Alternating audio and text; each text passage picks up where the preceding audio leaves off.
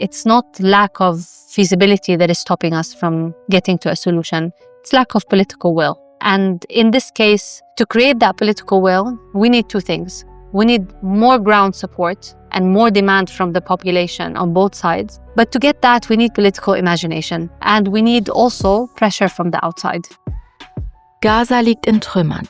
Die Waffenruhe ist fragil und die Diskussion über eine Übergangsordnung hat begonnen. Mit Hiba Qasas, Executive Director der Principles for Peace Foundation und langjähriger UN-Expertin, spreche ich beim Doha-Forum in Katar über eine Übergangsverwaltung, über internationale Stabilisierung, regionale Verantwortung und darüber, warum Frieden nicht von außen verordnet werden kann. Willkommen zu Fokus Nahost. Mein Name ist Josephine Herrmann. Vor kurzem war ich in Doha, in Katar, beim Doha-Forum, einer Konferenz, auf der sich Regierungschefs, Minister, Diplomaten, Nahostexperten und Journalisten aus aller Welt begegnen, um über geopolitische Verschiebungen, Konflikte und neue Formen internationaler Zusammenarbeit zu sprechen. Hier, mitten im Nahen Osten, wird eine Frage besonders intensiv diskutiert: die Zukunft Gazas. Es geht um die Waffenruhe, eine Übergangsverwaltung, internationale Stabilisierung und darum, wie ein politischer Horizont aussehen kann, der über das Ende der Gewalt hinausgeht. Mein heutiger Gast ist Hiba Qasas. Sie ist Executive Director der Organisation Principles for Peace und war über viele Jahre im UN-System tätig, unter anderem in Jerusalem, Bagdad, New York und Genf. Heute arbeitet sie an neuen Modellen für Konfliktlösung und Mediation im israelisch-palästinensischen Kontext. Und sie koordiniert eine israelisch-palästinensische Koalition aus Politik, Sicherheitskreisen, Wirtschaft und Zivilgesellschaft.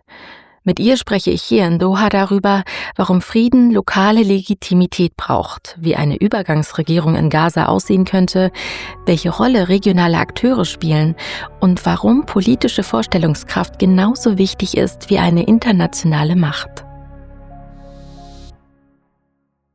Hiba, you often argue that peace cannot be imposed from the outside. It must be rooted in legitimacy and local ownership.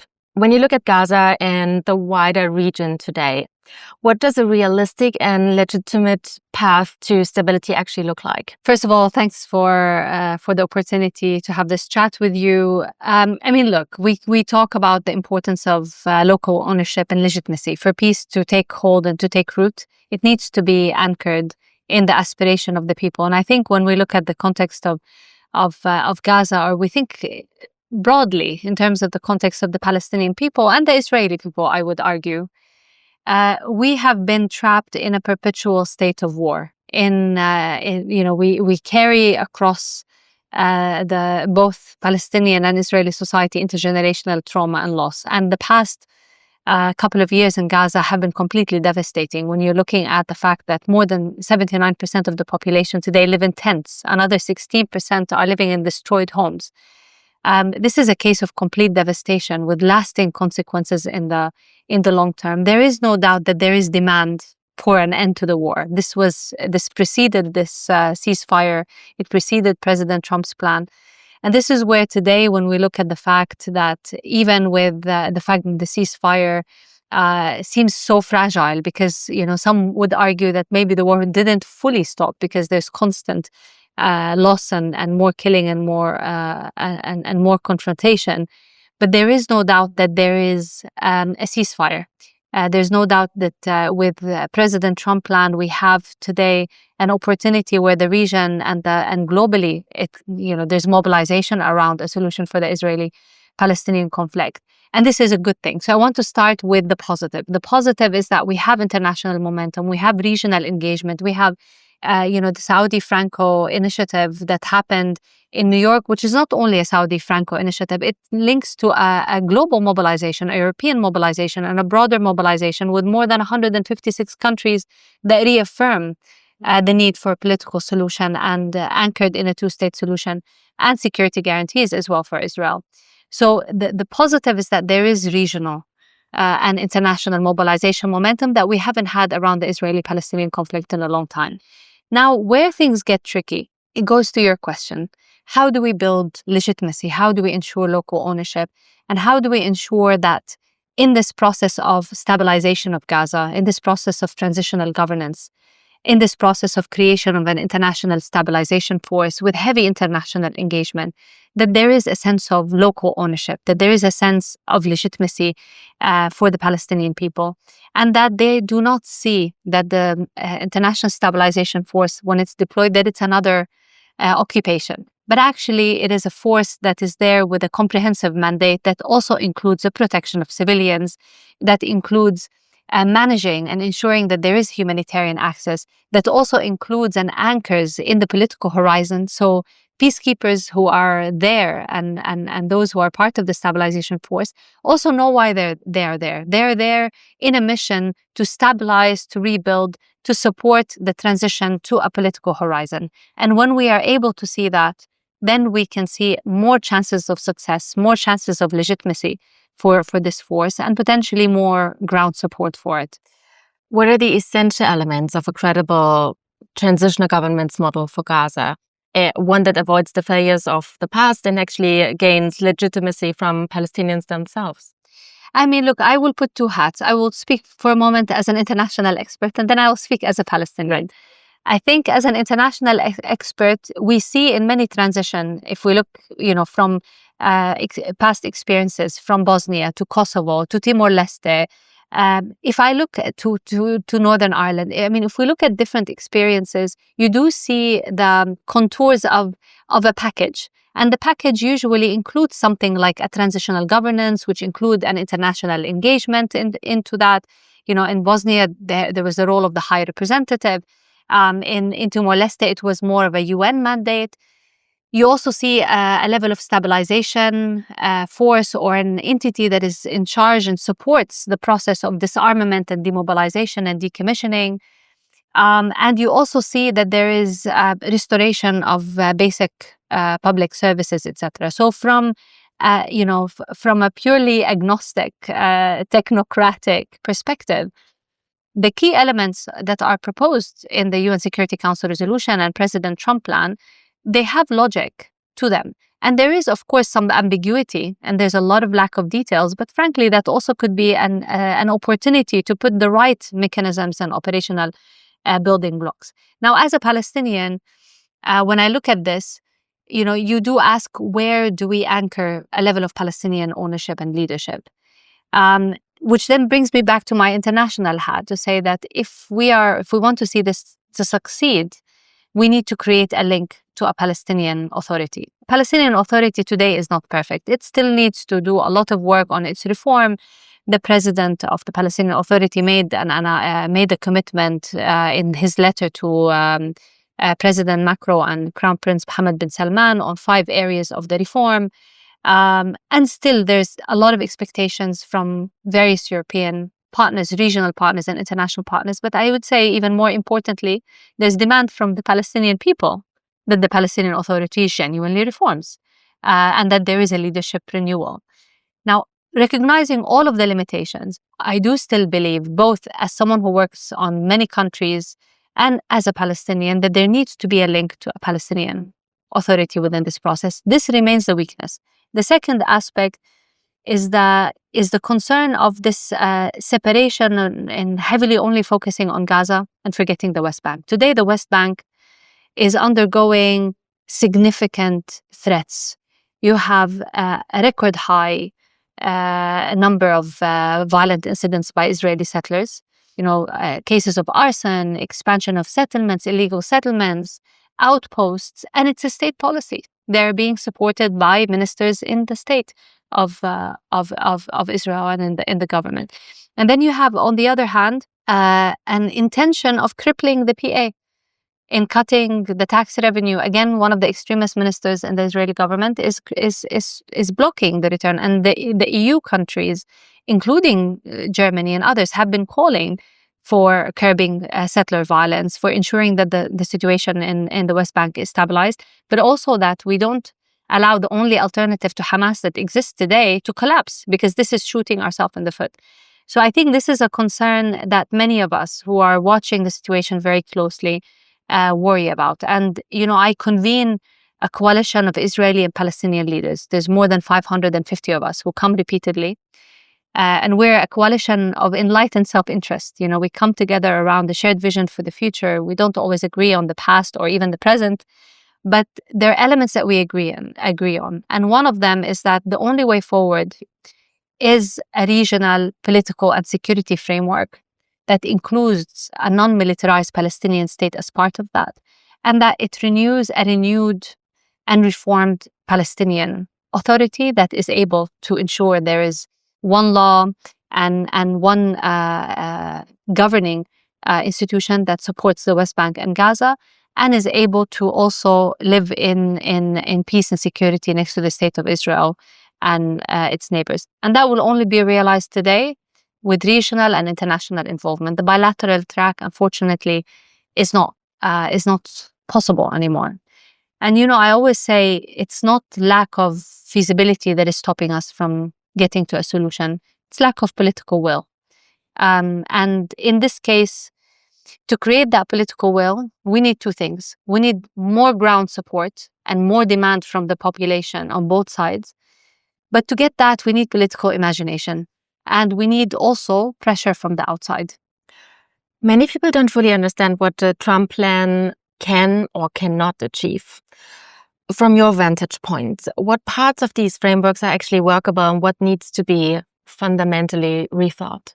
I think the workable elements of President Trump plan, as I said, there's a lot of features of even recommendations that we've made as United for Shared Future Coalition, that we see it in President Trump plan and in these blueprints that are out there. Having transitional governance with international involvement is something that is positive, but it needs to link with also Palestinian ownership and leadership and engagement. So we need to create a link to the Palestinian Authority, because that will protect the political horizon, which are the last 3 points of President Trump plan. Second, the stabilization force is also an important idea. It is key. And there, again, we have to work very constructively, because there's not enough detail in President Trump plan. We need to work constructively on the kind of comprehensive mandate the stabilization force will have, and how that could also be anchored in a political horizon, so that the immediate security provision and the process of disarmament and decommissioning also lays the ground for the political horizon. So I think that is workable. So if we're looking at transitional governance, at stabilization, and the political horizon, both three elements are workable if we work constructively in filling the details with strategies that does not only provide a quick fix, but also lays the ground for the day after. But we cannot fall into the trap of having a counter-terrorism department separate, or bringing in private contractors that would violate international humanitarian law in the pursuit of disarmament. There needs to be a primacy of politics in this case. And we need to ensure that there is protection of civilians. And we need, of course, to reassure Israel that their security is also guaranteed.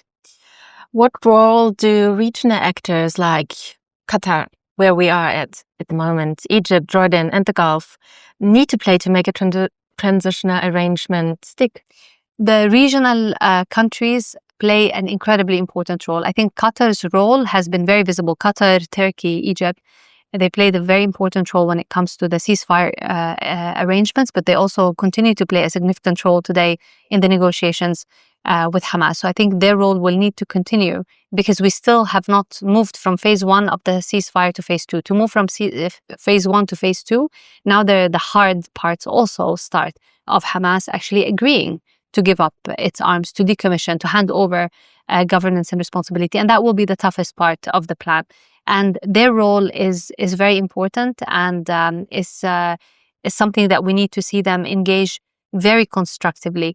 I do hope that there will be, I know that there has been an openness for levels of deployment based on the information we receive from Egypt, from Turkey. I know Israel has significant concerns around a Turkish deployment, but I think it's very important that the regional countries play a significant role in shaping the today, but also the day after in Gaza. I do find an opportunity in the new strategic alliance that Saudi Arabia and Qatar have with the United States.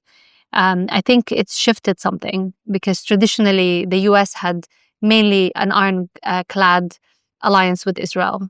That continues to be very strong, but also there are strong alliances with Qatar and Saudi Arabia. And both of these countries are strong supporters of a two-state solution and understand that moving the region forward in a vision of stability would require resolving the Israeli-Palestinian conflict. So I remain cautiously optimistic while I'm very fearful and concerned about the immediate challenges of moving from phase 1 to phase 2. But I do hope that with the regional involvement, with President Trump putting his legacy and his name on the plan, that his commitment to see the success of this give us some level of leverage to support and engage in this process constructively. You've worked in Baghdad and on Somalia as well. What lessons from those experiences are most relevant for Gaza today? I think, from all the spaces I've worked, one thing I understood is that people don't understand peace only as the absence of violence. For them, it's something much bigger. It's about what peace delivers to them. It's the education opportunity for their children. It's access to health services, access to public goods. It's a sense of safety and security. So for us to build a sustainable stabilization strategy, especially as we're thinking about the stabilization force and transitional governance, we have to be very ready to think very quickly about how do we build legitimacy, how do we deliver to the people what they need. And what they need is not simply the absence of violence. They need that, but they do need the tangible benefits. And this is where the crux of the matter happens. So that's why many peace processes that we see around the world break down. And also people need to feel that they have a say in shaping their future and that they're fulfilling their aspirations. So I do hope that also Gazans will manage to play a significant role in shaping the future, and that the Palestinian people also get a sense of renewal and rebuilding of the social contract, because Gaza in the psyche of Palestinian is another Nakba. It's another catastrophe. And I understand from many of my Israeli partners who we work also very closely that in their psyche as well, October 7th is also a significant trauma that continues to live in society. So we have two societies who are struggling with trauma and need to heal. And I do hope that with President Trump's plan, with the regional international mobilization, we can enable a process of healing for both peoples. I have one closing question, Hiba. Where do you see the strongest sources of resilience and agency among Palestinians today, and how can they shape the political horizon? I often dislike the word resilience because, bouncing back, being constantly knocked down and bouncing back is something that I have, as someone who grew up in a conflict zone and understand how many times I had to bounce back from a sense of loss. And it's not a great feeling. I would like to see that we're not only being resilient, that we're actually propelling forward, not only bouncing back, but actually moving forward. What's actually mind-boggling in the case of the Palestinian identity and culture is how the Palestinian people have a strong sense of resilience and steadfastness. There's a strong connection to the land. It's incredible when you see in Gaza with people having absolutely nothing, but they're willing to come back to be on the rubble of their old home when they have no access to water and have to walk 10 kilometers to get some water. But there is indeed a strong connection to the land. What gives me hope is that at the end of the day, the human capital of Palestine is quite strong. And I do hope that with the younger generation, if they are given the opportunity to see hope, to feel hope, and to get a sense of prospects for the future, that there will be such a strong mobilization to rebuild and to fulfill the legitimate aspiration of the Palestinian people for self-determination and statehood. And I do hope that we can manage to break, and this is one of the key mandates of Principles for Peace and the effort that I champion and I lead at the Uniting for Shared Future. I do believe that our people, both Palestinians and Israelis, deserve better than the reality that they're in. They both deserve mutual recognition of the right of both people for self-determination, independence and statehood and safety and security and dignity. But we need to set them on the path. And it might be very hard for people to imagine it today because of the trauma and the othering that we experience. But I do believe that we need to open the political imagination of what is possible. And in the meantime, we need incentives, we need pressure, and we need the right mix of diplomatic, political, and economic measures that can propel the leadership to move forward. And this is where the role of countries like Germany, like the EU, the important role of the US and the regional players become very important. We've been very lucky to count on also the support of the German government in creating spaces for Israeli and Palestinian pragmatic leaders to come together and be that force from within to shape that kind of alternative reality. Thank you so much for your time, Hiba. Thank you very much. Das war eine neue Folge von Fokus Nahost mit Hiba Qasas, Executive Director der Organisation Principles for Peace. Wenn euch diese Folge gefallen hat, teilt sie gern, abonniert den Podcast und lasst eine Bewertung da. So könnt ihr helfen, dass noch mehr Menschen diese Perspektiven hören. Wenn ihr mögt, könnt ihr dieses Interview in meinem Substack-Newsletter nachlesen. Und dann hören wir uns bald wieder. Danke fürs Zuhören und bis bald.